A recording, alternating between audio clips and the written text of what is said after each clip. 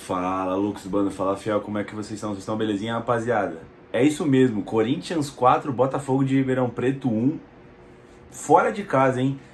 Cara, eu nem lembro qual foi a última vez que a gente goleou algum time. Eu não lembro de cabeça, teria que pesquisar aqui agora.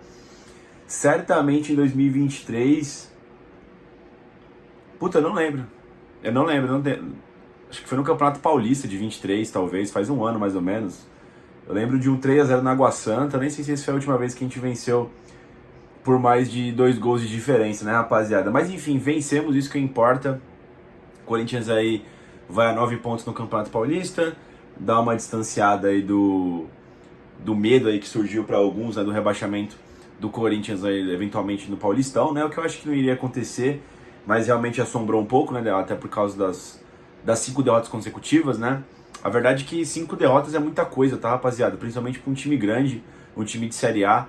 Então por isso que o Corinthians ficou nessa situação inadmissível e lamentável, né, rapaziada? Mas enfim, aos poucos a gente vai se encontrando com a vitória, se encontrando com um bom momento. E vamos falar dessa partida aí do Coringão, que aconteceu lá no estádio Santa Cruz, né, lá em Ribeirão Preto, mando do Botafogo de Ribeirão Preto. Bom, o Antônio Oliveira aí foi a campo com o Cássio no gol. Ele jogou naquele sistema dele, né, que é um híbrido entre 4-3-3 e 3-5-2, né, mas foi ali com os 3 zagueiros, né, o Félix Torres pela direita, tivemos a estreia do Gustavo Henrique na zaga, né, até porque o Raul Gustavo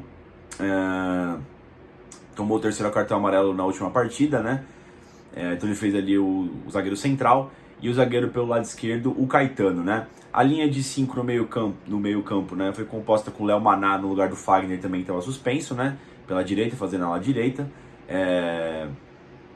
O Maicon, o Garro pela direita, com o meio campista direito. O Ranieri como o primeiro volante. O Maicon fazendo o lado esquerdo no meio campo. E na ala esquerda, o garoto Wesley, né? E no ataque, o Romero, né, um pouquinho mais pela direita. E o Yuri Alberto um pouco mais centralizado. Esse 3-5-2, 4-3-3, se você descer o Léo Maná para a primeira linha, né, rapaziada? Bom, primeiro tempo, gente, o jogo terrível, tá? Nossa senhora, que jogo ruim da desgraça, mano. Campo muito pesado, campo molhado, né? Por causa que estava chovendo desde muito cedo lá em Ribeirão Preto, né? A bola estava ficando muito presa.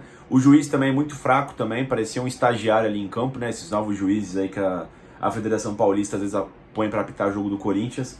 Mano, coloca esses caras pra apitar os jogos menores, mano. Não bota pra apitar jogo de time grande no Paulistão, tá ligado, mano? Enfim, ficou um pouco perdido porque também o jogo foi bastante batalhado no meio campo, né? Então teve muita falta, enfim, no jogo todo, né? No primeiro tempo todo praticamente, né? O que estragou um pouco a partida, né? Mas enfim, logo no comecinho do jogo, com as equipes se acertando em campo, o Corinthians faz o cruzamento pelo lado direito, acho que foi o Léo Maná que cruzou, né? O Romero. A bola chega do outro lado do Wesley, que rola a bola pro meio da área, né? Mas no ar ele foi acertado pelo zagueiro ali do Botafogo, né? Ele bateu no Wesley, deu um chute no Wesley no ar. O juiz marcou falta dentro da área, pênalti, né?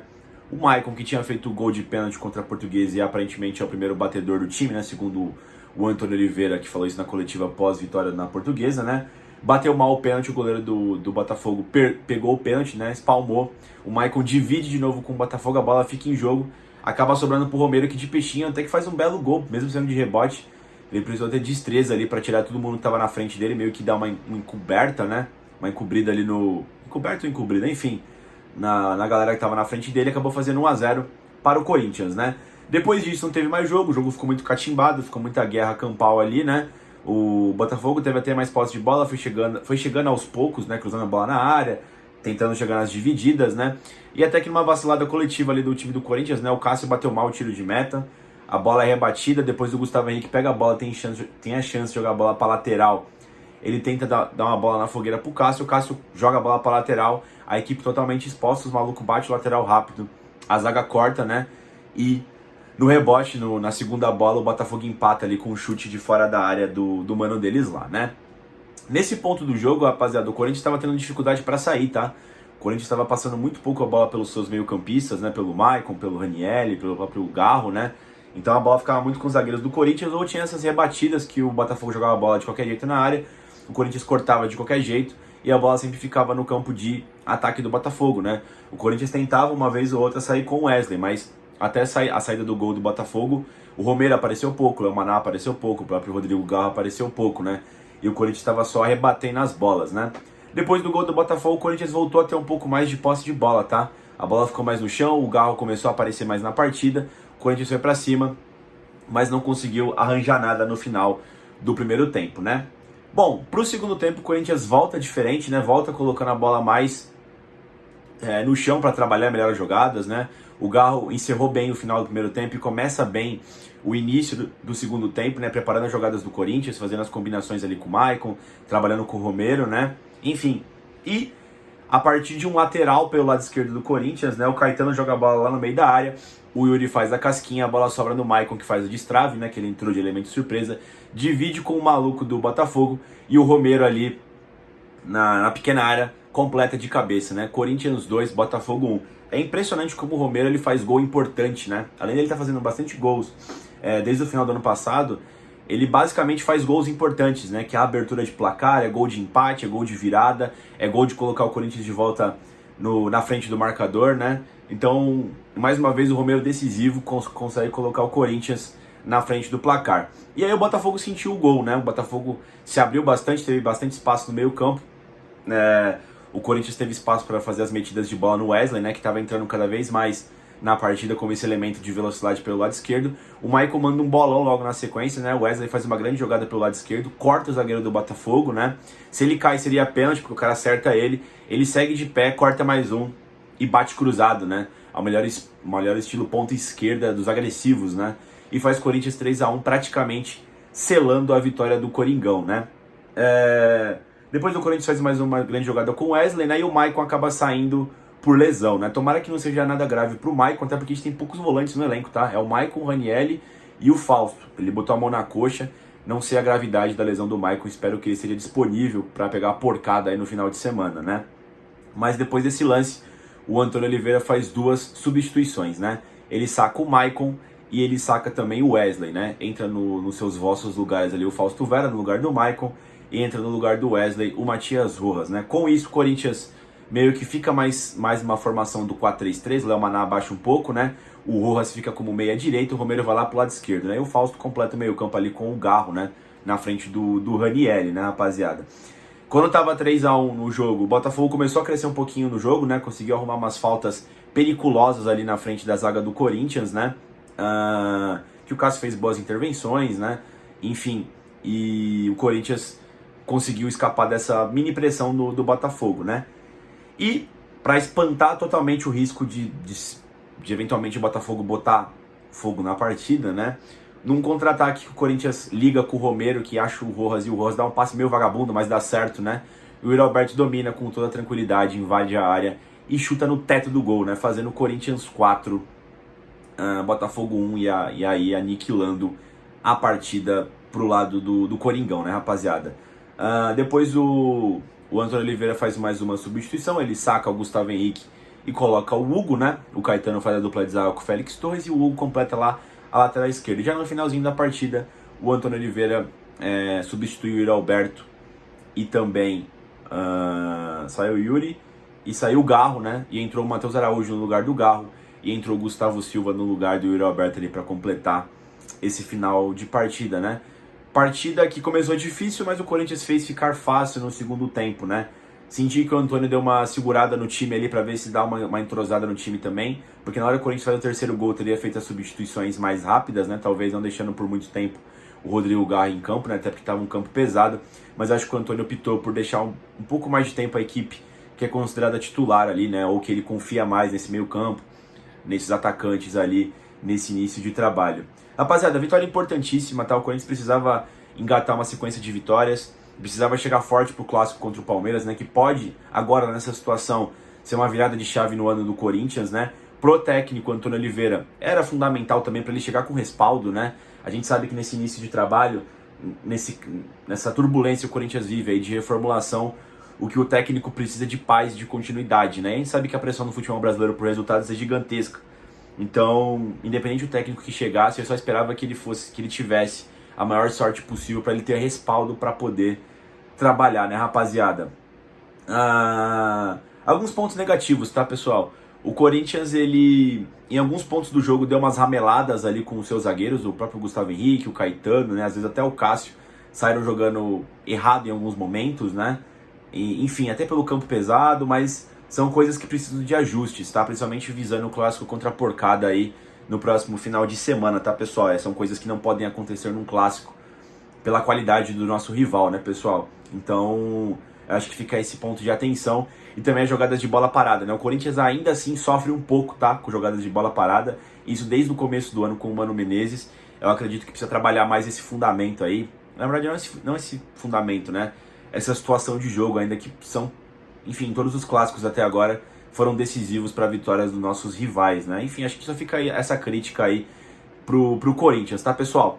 Vamos falar individualmente dos atletas. Antônio Oliveira, cara, não tem o que falar dele, né? Montou a equipe certinha pro jogo, uma partida que você ganha de 4-1. Obviamente, o técnico tem muita moral, né? Tem muita responsabilidade nesse domínio que foi o jogo, né? Principalmente no segundo tempo, tá, rapaziada? O Corinthians voltou realmente diferente para a segunda etapa, colocando mais a bola no chão, o Rodrigo Garro aparecendo muito mais do que ele estava aparecendo no começo da partida, né? Enfim, o Cássio, cara, eu achei que o Cássio deu umas rameladas no jogo, tá? Saindo jogando errado em algumas oportunidades. Eu acredito um pouco.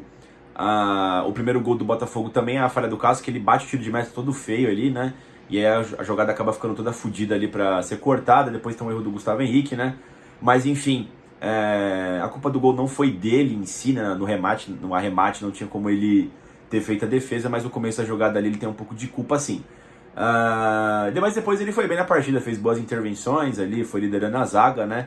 Dando algumas dicas, partida padrão do gigante Cássio. A zaga, o Félix Torres praticamente não teve nenhum erro no jogo, tá? Dos zagueiros ele foi talvez o menos exigido, mas foi o que fez menos cagadas, né? E ele vem tendo esse padrão nos jogos do Corinthians, né?